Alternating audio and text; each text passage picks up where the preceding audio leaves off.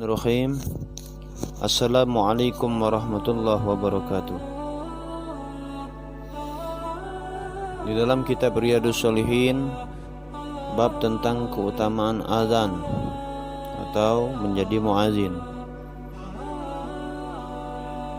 An Nabi Hurairah radhiyallahu anhu anna Rasulullah sallallahu alaihi wasallam qala law ya'lamun nasu ma fin nida'i was-saffil awwal thumma lam yajidu illa an yastahimu alaih lastahamu alaih walau ya'lamuna ma fi tahjiri lastabaqu ilaih walau ya'lamuna ma fil atamati was-subhi la atauhuma walau khabwa. Muttafaq alaih.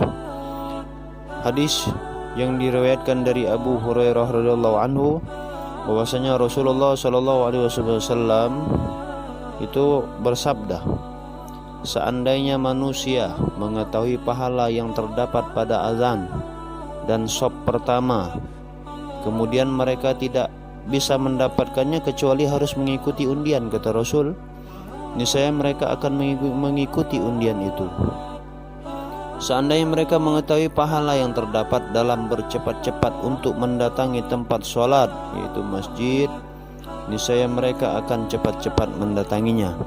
Dan seandainya mereka mengetahui pahala yang terdapat dalam jamaah isya dan subuh, niscaya mereka akan mendatanginya sekalipun atau walaupun dalam keadaan dengan merangkak. Hadis riwayat Bukhari dan Muslim.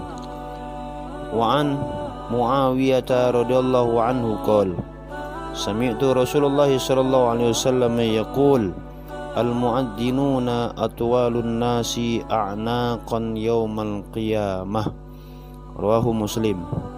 Dari Muawiyah radhiyallahu anhu, beliau telah berkata, saya pernah mendengar Rasulullah sallallahu alaihi wasallam bersabda, para muazin atau orang yang suka azan adalah orang-orang yang paling panjang lehernya nanti pada hari kiamat. Hadis riwayat Muslim. Dari Abdullah bin Abdurrahman bin Abi Sa'sa'ah bahwasanya Abu Sa'id Al-Khudri radhiyallahu anhu telah berkata kepadanya, sesungguhnya saya melihat engkau suka pada kambing dan suka berada di tengah hutan. Apabila engkau sedang mengembala kambingmu atau berada di tengah-tengah hutanmu, kemudian engkau azan untuk sholat, maka keraskanlah suaramu, karena sesungguhnya yang mendengar suara orang yang azan itu, baik itu jin, manusia maupun sesuatu yang lain, pasti akan menjadi saksi baginya nanti pada hari kiamat. Abu Sa'id berkata lagi, demikianlah yang saya dengar dari Rasulullah sallallahu alaihi wasallam. Hadis riwayat Bukhari. Dari Abu Hurairah radhiyallahu anhu berkata, Rasulullah sallallahu alaihi wasallam pernah bersabda, apabila terdengar seruan untuk sholat, yaitu azan, maka larilah setan dan ia mengeraskan kentutnya sehingga orang tidak mendengar azan itu. Bila azan itu telah selesai, maka setan datang lagi. Bila terdengar iqamah, setan itu lari sampai selesai. Bila iqamah telah selesai, maka setan datang lagi dan mengacau orang yang sholat, di mana ia berkata, ingatlah ini dan ingatlah itu, kata syaitan. Yang sebelumnya tidak teringat jadi teringat, sehingga seseorang tidak tahu berada pada rakaat yang keberapa dalam sholatnya itu. Hadis riwayat Bukhari dan Muslim. Dari Abdullah bin Amr bin Al-As radhiyallahu anhu bahwasanya ia pernah mendengar Rasulullah sallallahu alaihi wasallam bersabda, apabila kamu sekalian mendengar nida, yaitu azan, maka ucapkanlah seperti apa yang diucapkan oleh orang yang azan.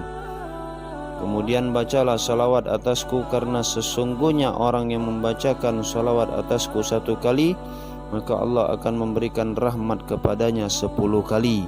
Kemudian mintalah wasilah kepada Allah untukku, karena itu adalah suatu derajat di dalam surga yang hanya disediakan untuk seorang hamba Allah, dan aku berharap semoga akulah yang mendapatkannya.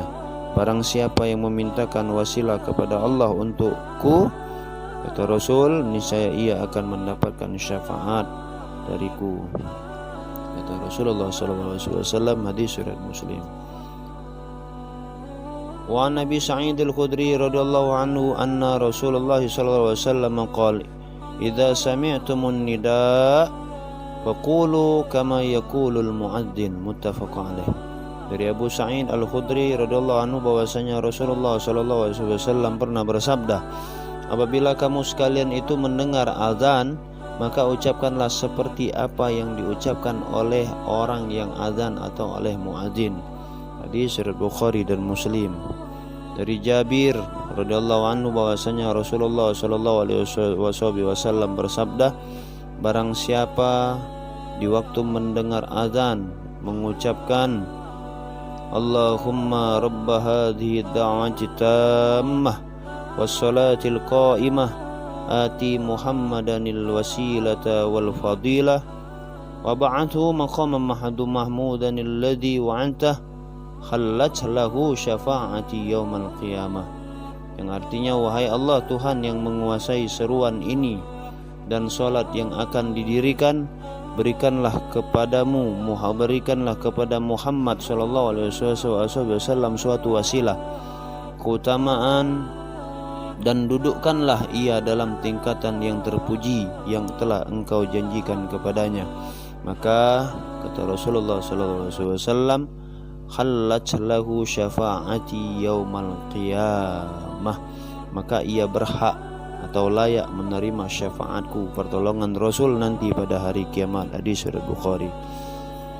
Dari Sa'id bin Abu Waqqas radhiyallahu anhu dari Nabi sallallahu alaihi wasallam bahwasanya beliau bersabda, barang siapa yang bila mendengar ada orang adzan kemudian mengucapkan asyhadu an la ilaha illallah wahdahu la syarikalah wa anna Muhammadan abduhu wa rasuluh raditu billahi rabba wa bi Muhammadin rasulah wa bil islami dina ghufira lahu dhanbah, rawahu Muslim. Yang artinya, saya bersaksi bahwa tidak ada Tuhan kecuali Allah yang Maha Esa dan tidak ada sekutu baginya, dan bahwa Muhammad sallallahu alaihi wasallam adalah hamba dan utusannya.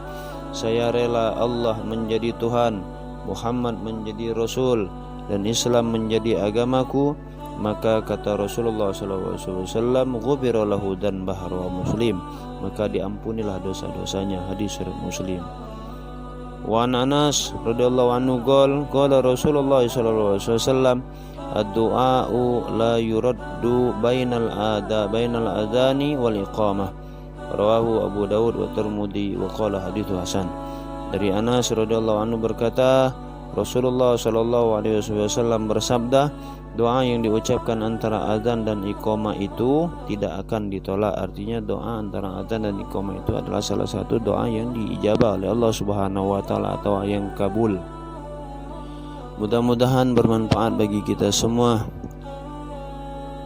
dan bermanfaat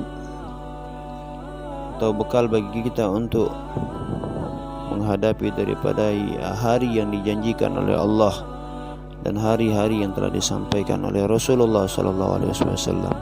Allahumma shalli wa sallim ala sayyidina Muhammadin wa ala alihi washabihi wasallam. Alhamdulillahirabbil alamin. Wassalamualaikum warahmatullahi wabarakatuh.